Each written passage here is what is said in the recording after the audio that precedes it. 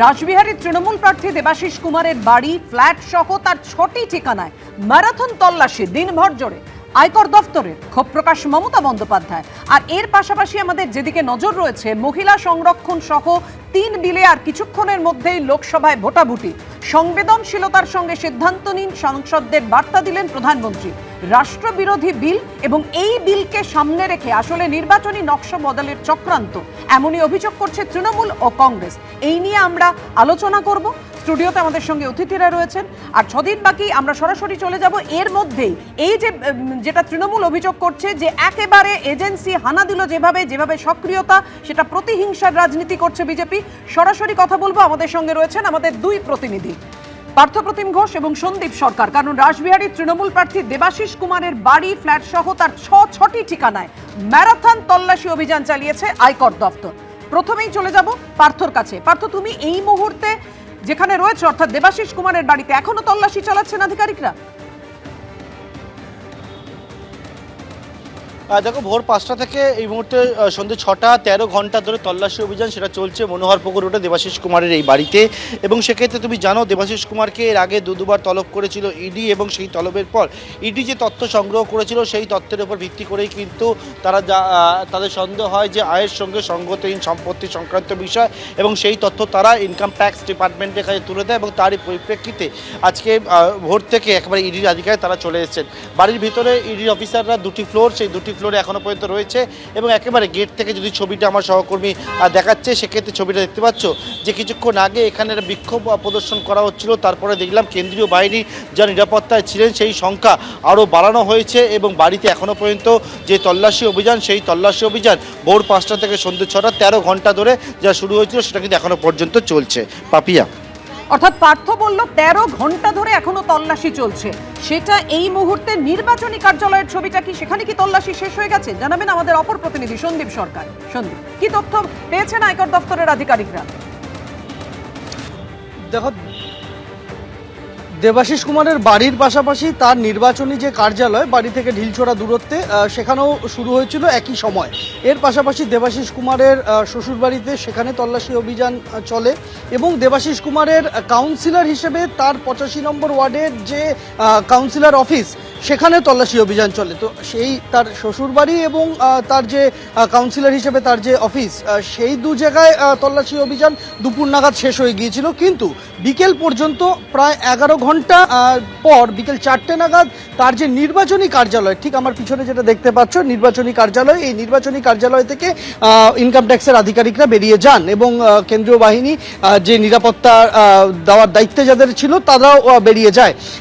প্রায় 11 ঘন্টা এখানে তল্লাশির পর আমরা দেখি যে বেশ কিছু বাক্সবন্দি নথি নিয়ে তারা এখান থেকে রওনা হয়েছেন। এখন তার আগে বেশ কয়েক দফায় এই নির্বাচনী কার্যালয়ের থেকে কিছু কাগজপত্র নিয়ে আমরা দেখতে পাই যে দেবাশিস কুমারের বাড়িতে যাচ্ছেন আয়কর বিভাগের আধিকারিকরা। এখন স্বাভাবিকভাবেই এই প্রশ্নটা উঠছে যে এর আগে ইডি যে মামলায় তাকে ডেকেছিল, সেই একই ঘটনার সূত্র ধরেই কি আয়কর তদন্ত এগোচ্ছে, নাকি আয়কর বিভাগের তরফ থেকে নতুন কোনো অভিযোগ সামনে এসেছে, আয়কর বিভাগ নতুন কোনো অভিযোগ পেয়েছে যার ভিত্তিতে তারা তদন্ত করছেন।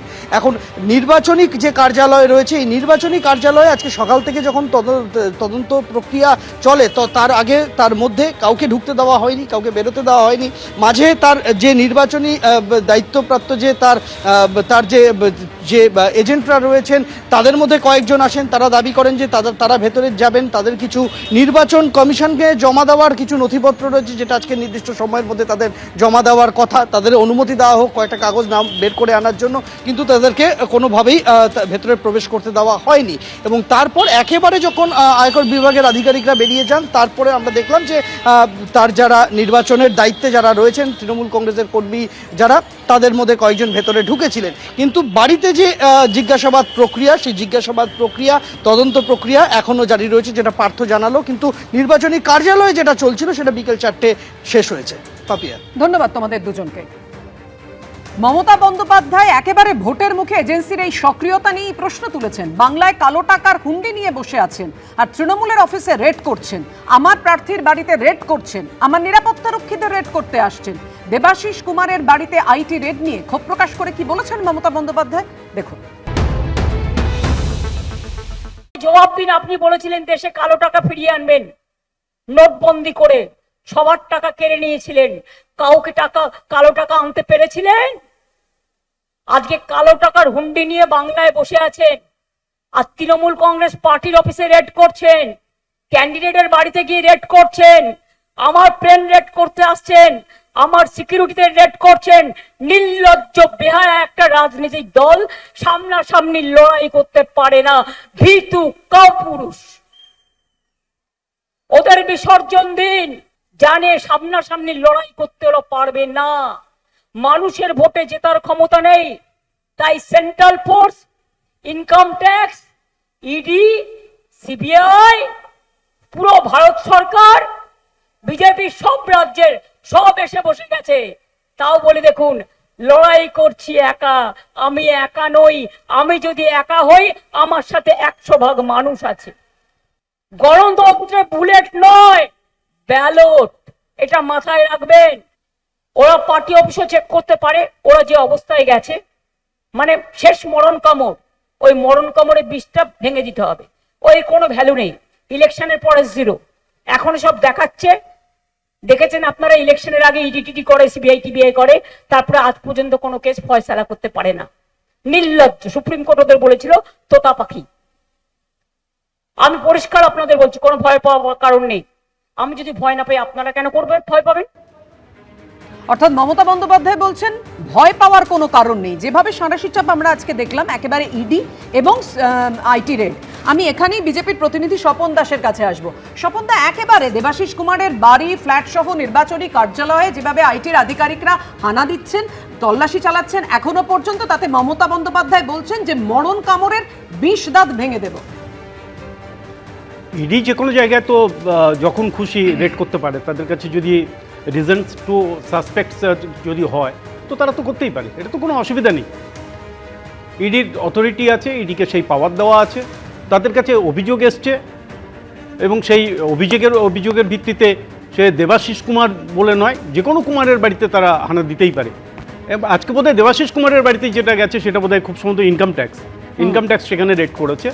ইনকাম ট্যাক্সের কাছে আয় বহির্ভূত বিভিন্ন যদি কিছু তাদের কাছে তথ্য অসঙ্গতি থাকে, ইনকাম ট্যাক্স যে কোনো মানুষের বাড়িতে তো রেড করে, এটা তো স্বাভাবিক ব্যাপার, এমন কিছু নতুন কিছু নয়।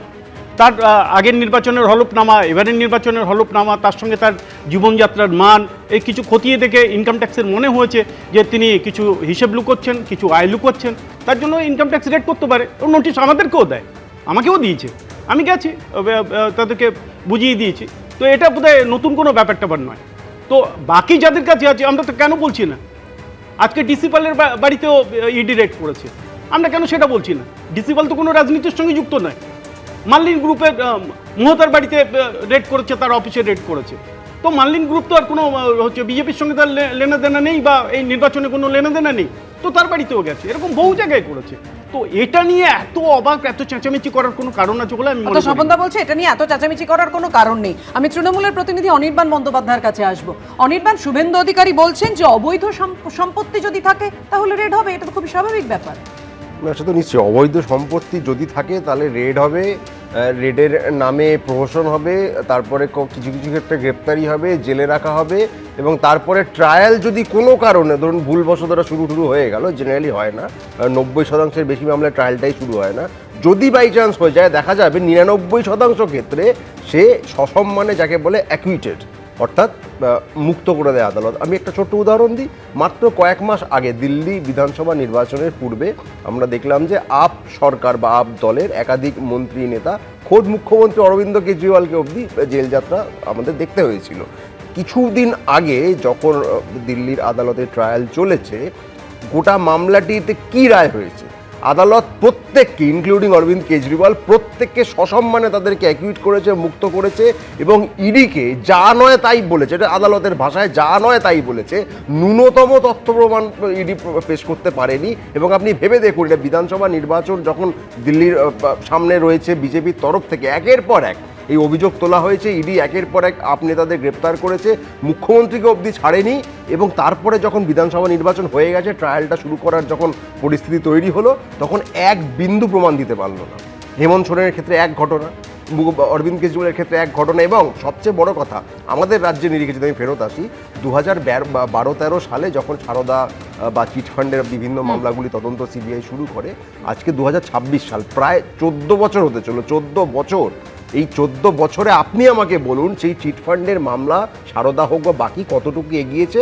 সুদীপ্ত সেন যিনি প্রধানতম অর্থাৎ কেন্দ্রীয় অভিযুক্ত, এজেন্সি তার- তদন্তের তিনি জামিন সাফল্য অবধি রেট পেয়ে কতটা তা নিয়ে প্রশ্ন তাহলে তুলছেন। এগোলো কতটুকু? আমি কংগ্রেসের প্রতিনিধি চন্দন ঘোষ চৌধুরীর কাছে আসবো। চন্দন দা, বিজেপি কিন্তু এটা বারবার বলছেন, নরেন্দ্র মোদী এখানে এসে বুঝিয়ে দিয়ে গেছেন এবং বলেছেন বারবার করে যে দুর্নীতিতে তাদের zero tolerance. Absolutely zero tolerance. আমি এটা তো মানতেই হবে, বাঙালি মাছ খান সারা বছর এবং 5 বছর ধরেও খেয়ে এসছেন।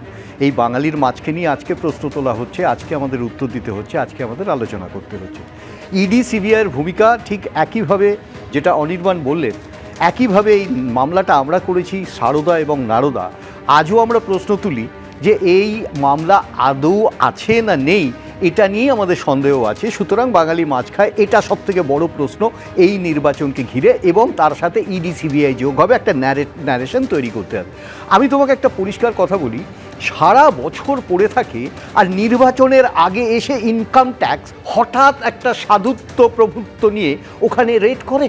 আমাদের বুঝতে হবে যে যখন ইডি সিবিআই বারবার রিভিউড হচ্ছে সুপ্রিম কোর্টে, এবং তার বহু এক্সাম্পল আছে, যেটা অনির্বাণ বললেন, স্বাভাবিকভাবে অরবিন্দ কেজরিওয়ালের কেস, যেটা আমাদের শোকেস করেছে একটা সরকার কিন্তু ইনফ্যাক্ট চেঞ্জ হয়ে গেল। ঠিক ওই সময় একটা বেয়ার অবস্থা তৈরি করে দেওয়া হলো এবং সরকারটা চেঞ্জ হয়ে গেল, এনজয় করছে পাওয়ার।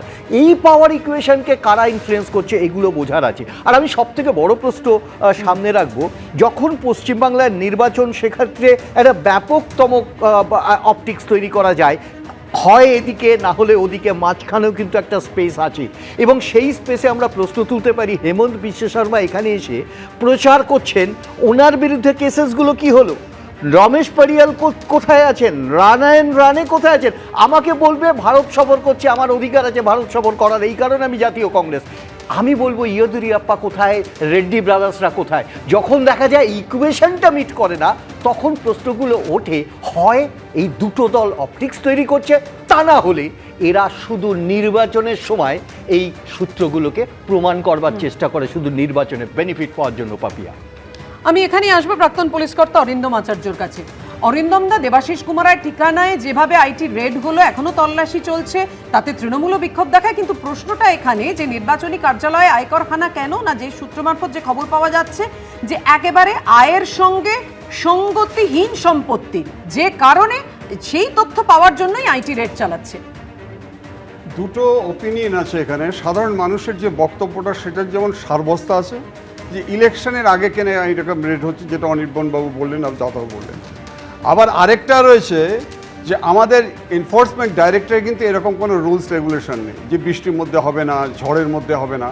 কেন আপনাকে আজকে বলে দিচ্ছি আপনাকে, আমরা জানি ইন দ্য ইয়ার 1947-এ সেখানে কিন্তু ফেরা একটা ছিল, কিন্তু পরবর্তীকালে as per Indian constitution article 253, তাতে কিন্তু আমি দেখতে পাচ্ছি ইডি এস্টাবলিশড হয়েছে 1956 এবং 57-এ।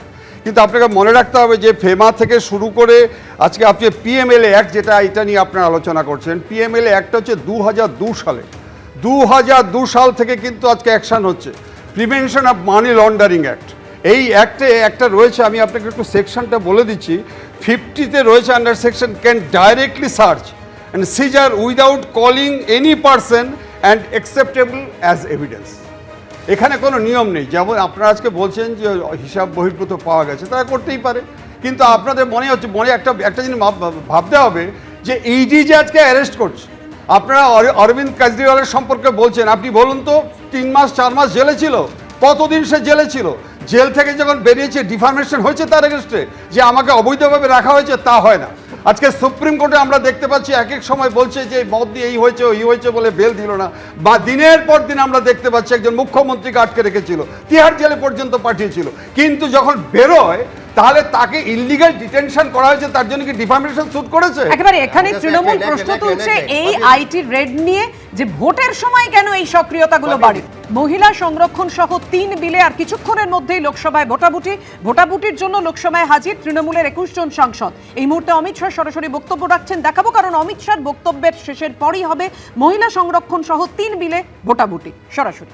21 में जनगणना होनी थी और 21 में इस सदी की सबसे बड़ी महामारी आई, कोविड का संकट आया और कोविड के संकट के कारण जनगणना संभव नहीं हो पाई।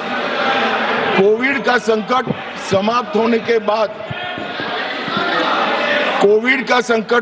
होने के बाद देश को काफी समय लगा इसमें से उभरने में, और जब 24 में जनगणना की शुरुआत हुई तब कुछ दलों ने उचित ही मांग करी कि भाई जाति के आधार पर जनगणना करनी चाहिए।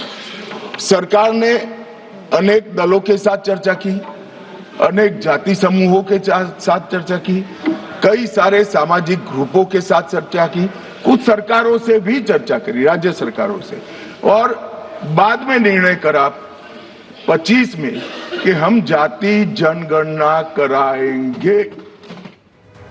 রাহুল গান্ধী সংসদে দাঁড়িয়ে অভিযোগ করছেন যে রাষ্ট্রবিরোধী বিল, নির্বাচনী নকশা বদলের চক্রান্ত।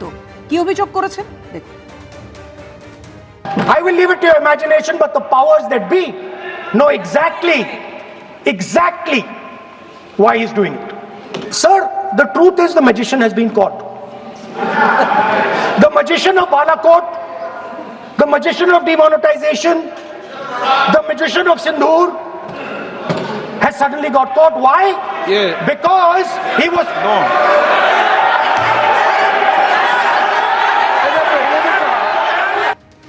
ম্যাজিশিয়ান বলে কটাক্ষ রাহুল গান্ধীর। আমি এখানেই স্বপনদার কাছে আসবো। স্বপনদা, মহিলা বিলকে শিখণ্ডীর মতো করে দাঁড় করিয়ে আসলে ব্যাকডোর দিয়ে ডিলিমিটেশন করাতে চাইছে কেন্দ্র, তাই এই বিল। কংগ্রেস এভাবেই সমালোচনা করছে, রাষ্ট্রবিরোধী বিল, নির্বাচনী নকশা বদলের চক্রান্ত করছে বিজেপি। প্রয়াত সিপিআই নেত্রী গীতা মুখার্জি হাউ হাউ করে কেঁদেছিলেন যখন মহিলা বিল পাশ হয়েছিল, আজ থেকে অনেক দিন আগে। সেখানে সোনিয়া গান্ধী থেকে শুরু করে সবাই এই বিলকে সেদিন সমর্থন করেছিলেন। আজ পর্যন্ত 33% মহিলারা সংরক্ষণের তালিকায় আসতে পারেনি, তাদের জন্য আমরা সিট তৈরি করতে পারিনি, এটা আমাদের ব্যর্থতা। আর যদি কোনো সরকার 33% মহিলাদের জন্য আসন বাড়িয়ে ডিলিমিটেশন করে, তাতে মহাভারত দশযুদ্ধ কী হয়ে যাচ্ছে? কংগ্রেস কি ম্যাজিক দেখছে এর মধ্যে, আমি তো বুঝতে পারছি না। কোত্থেকে মাঝে মাঝে উনি উদয় হন আর এক একটা করে ডায়লগ দিয়ে চলে যান। এমন একজন থাকলে আমাদেরই সবচেয়ে বেশি লাভ। পরিষ্কার করে হচ্ছে যে কারণে জনগণের স্বার্থে, দেশের স্বার্থে ঐতিহাসিক বিল আমাদের প্রধানমন্ত্রী, আমাদের স্বরাষ্ট্রমন্ত্রী লোকসভায় পেশ করেছেন, এবং এটা যারা যারা বিরোধিতা করবে তারা শুধু মহিলা বিরোধী নয়, তারা দেশ বিরোধী, রাষ্ট্রবিরোধী, এবং রাষ্ট্রবিরোধিতার জন্য তারা বিরোধিতা করছেন। আসন বাড়বে, জনসংখ্যা বেড়েছে, 140 কোটির উপর জনসংখ্যা হয়েছে, তো লোকসভা কি সেই 543 আটকে থাকবে? 850টা আসন হবে মহিলাদের জন্য। মহিলাদের 33% বাড়ানোর জন্য 280টা আসন বাড়তে যাচ্ছে। এটাকে তো সাধুবাদ দিতে হবে। তার জন্য তো এই এতগুলো আসন তৈরি করতে গেলে আপনাকে তো ডিলিমিটেশন করতেই হবে, তার জন্য একটা কমিশন হবে। আপনি বিরোধীদের সাধুবাদ করছেন, কিন্তু একেবারে কংগ্রেস তৃণমূল এই জায়গায় তারা সহমত যে মহিলা সংরক্ষণ বিল ঠিক আছে, কিন্তু আসলে এটা ডিলিমিটেশন করার চক্রান্ত। একদম আসবো আপনার কাছে। এবিপি আনন্দ, এগিয়ে থাকে, এগিয়ে রাখে।